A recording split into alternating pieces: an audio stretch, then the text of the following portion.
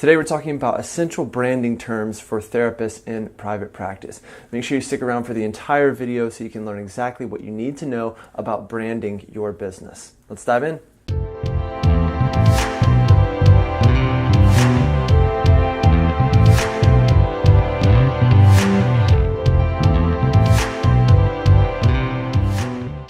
All right, first of all, I've got to get on my soapbox here for a second and say, therapists, whether you know it or not, you have a brand. You have a living, breathing brand, and you're doing a lot of things to either express that in the right direction or create confusion around that brand. So therapists, I want to tell you that your brand matters. It really, really matters.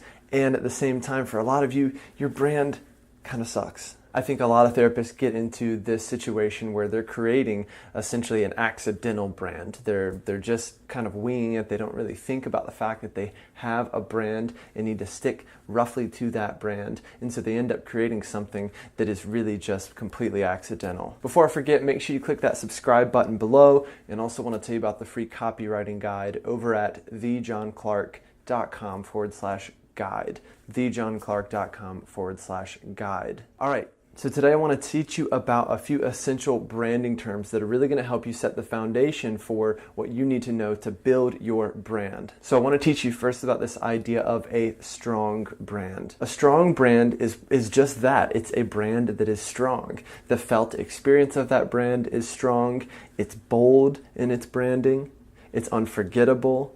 It's undeniably itself. On the other hand, a weak brand is one where there's some confusion in its identity. This might be one of those accidental brands that I talked about at the beginning of the video. This is a brand that just doesn't really know who or what it is. A brand that clearly hasn't been formulated very carefully from the beginning. So you want to think about for yourself, first of all, what kind of brand am I creating, whether I'm doing it intentionally or not, and how can I move in the direction of creating a strong brand? Part of how you do that is you start to identify what is on brand versus off brand for you and your business. Something that is on brand is just consistent with what that brand would do, and something that is accurately reflective of that business and its identity. So for my personal brand, it might be this shirt that I'm wearing being on brand for me. It's kind of hipster. People make fun of me for being kind of hipster.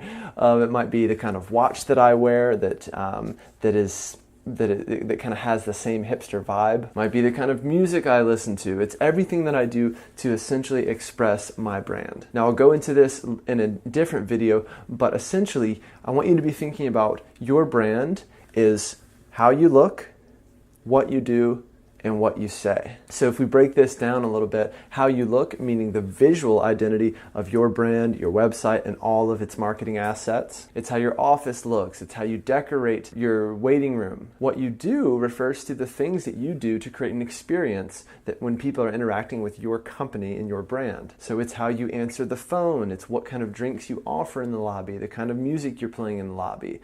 All these things are creating an experience around that brand of yours. And then what you say is the kind of language that you use to talk about what you do. And you guys know I spend a lot of time teaching therapists how to find the words to describe what they do through my copywriting work and the Your Brand Matters copywriting framework. But in general, you want to think about, what is my brand voice? Do I have a clear tagline? Do I have a clear mission statement? And is the copy on my website consistently clear and consistently branded with that brand voice? Like I said, we'll go into this with a lot more depth in some other videos where we dive into these copywriting essentials. All right, a couple other terms for you. Let's talk about brand awareness or brand recognition. I kind of use those two synonymously. Brand awareness is just that. It's people being aware of your brand. It's your brand and your company staying present in the minds of people. There's a lot of ways to establish brand consistency, social media being a really big one for that. Some of the more old school ways might be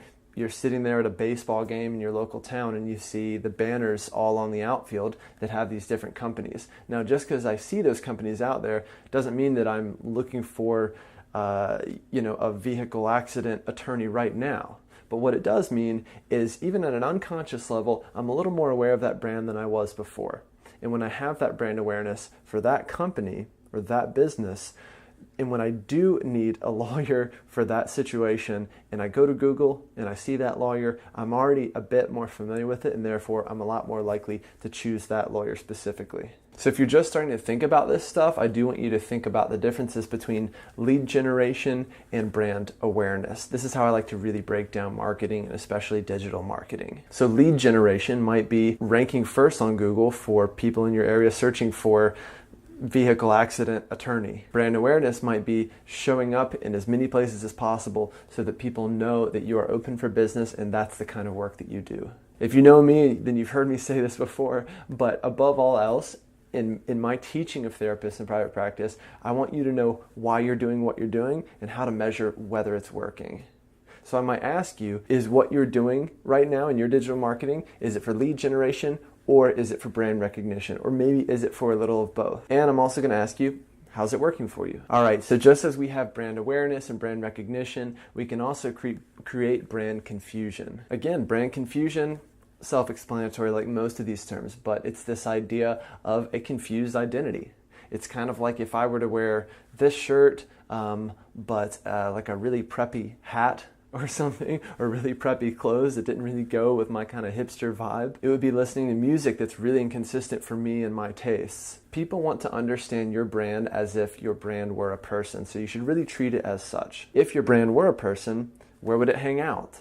What would it do on the weekends? Is it hanging out at the local breweries? Is it going to really high-end restaurants?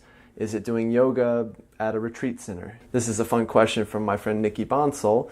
If your brand were a restaurant, what restaurant would it be? My answer for this is that mine would be Dave & Buster's. It's this ridiculous arcade-based kind of like Chuck E. Cheese for adults with alcohol. I love going here because it's fun, it's laid back, I love playing games and being competitive, and it's just kind of a novel experience. And finally, I want to talk to you about brand loyalty. Brand loyalty is the effect of me having every Apple product under the sun.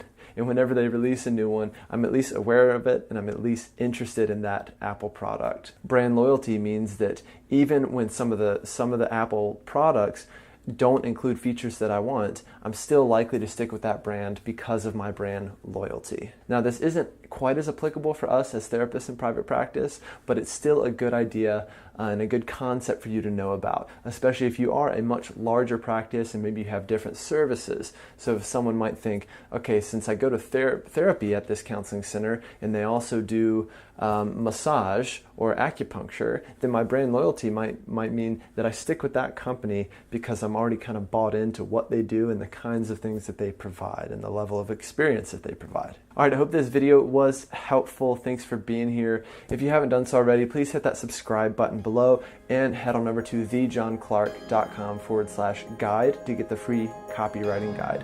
Again, thejohnclarke.com/guide. Stick around for the next video coming up, and I'll see you next time.